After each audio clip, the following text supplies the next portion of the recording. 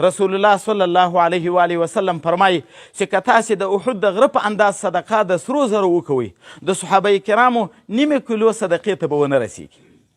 ولې به ونه رسیږي؟ هغه نیمه کیلو صدقه د صحابه کرامو په هغه کې دا قید نه ده لګولی چې هغه د سرو زرې که هغه د خرماو وه که هغه د اوربسو وه که هغه د غنمو وه د زموږ په دې کې قید لګولی ده چې د سرو زرو یې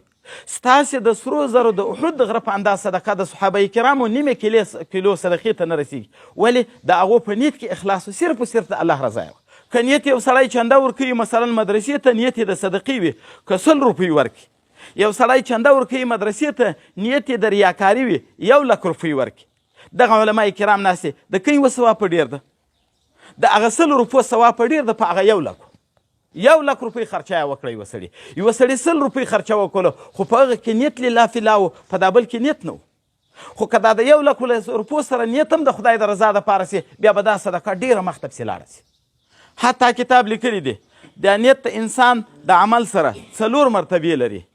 یوه مرتبه دا ده چې یو څوک یو عمل کوي مثلا اوس زه دا تلاوت کوم صرف په نیت د ریا یې کوم په نیت د سمعت یې کوم په نیت د دنیا د طلب یې کوم په نیت د جاه یې کوم چې خلک له ما سره دا معاونت وکړي چې زوی مړ کړي دا څه به د ښه عالم د قاري د حافظ ده له ده سره باید دنیایي کومک وکړو. یو داسې نیت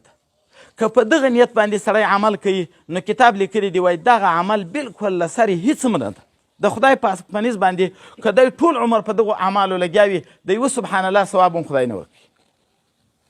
دومه مرتبه هغه عمل ده چې سړی عمل کوي نیک عمل خو ورسره یې په نیت کې څه ناڅه ریا وي او څه یې د ثواب وي خو د ریا طرف دغه خپل نفس د مقتضا طرف یې پر عمل باندې غالبه وي. دا عمل هم وایي د خدای پاک په نس باندې هېڅ وزن نه لري د میاشتې د وزر په انداز باندې وزن نه لري. درېیمه مرتبه یې دا ده چې وایي سړی کوم عمل کوي د عمل او ریا سره برابر وي مساوي وي لکه دا عمل ثواب نیت هم پکې وي بل طرف ته ریا یا د دنیا طلب کول یا د جاه د رتبې طلب کول دا هم پکې وي مساوي برابر وي دا عمل هم وایي د خدای پاک په نس باندې هېڅ وزن نه لري. 4مه مرتبه دا ده چې د سړي اعمال دا په داسې یو انداز باندې وي چې نیت بالکل یا له سرې فکې نه وي د غیر الله یا نیت پکې وي خو هغه ډېر په مغلوبه درجه کې وي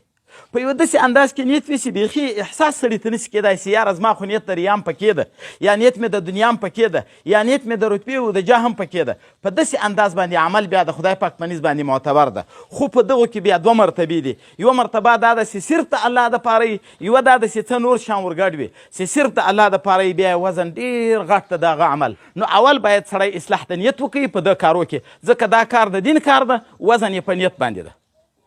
2 مقام علم د ورونو مختصره خبره کوم زیاته نه په مقام علم کې الحمدلله موږ تاسې د جمعې لمنځونه جلسې هر څه اجتماعګانې کوو په دې کې موږ تاسې ته د علم بیان سوی ده چې علم کم مقام لري خو او علما کم مقام لري. حضرت ابو هریره رضی الله تعالی عنه په مدینه منوره کې کسان رالو دی ورته ورسئ مسجد نبوي ته په هغه کې میراث د رسول الله تقسیمیږي. کسان لاړو مسجد نبوي ته چې ګوري په جومات کې څه کسان په لمانځه ولاړ دي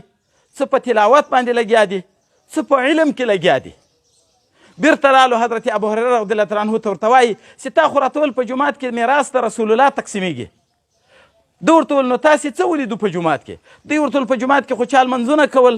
چا تلاوت کوئ چا مسائل و علم زده کوئ. ده ورته ویل فذلک میراث رسول الله صلی الله علیه و آله وسلم دا په مسجد نبوي کې چې کوم بیان د حلال و د حرامو کېږي کوم علم بیانېږي دا د رسول الله میراث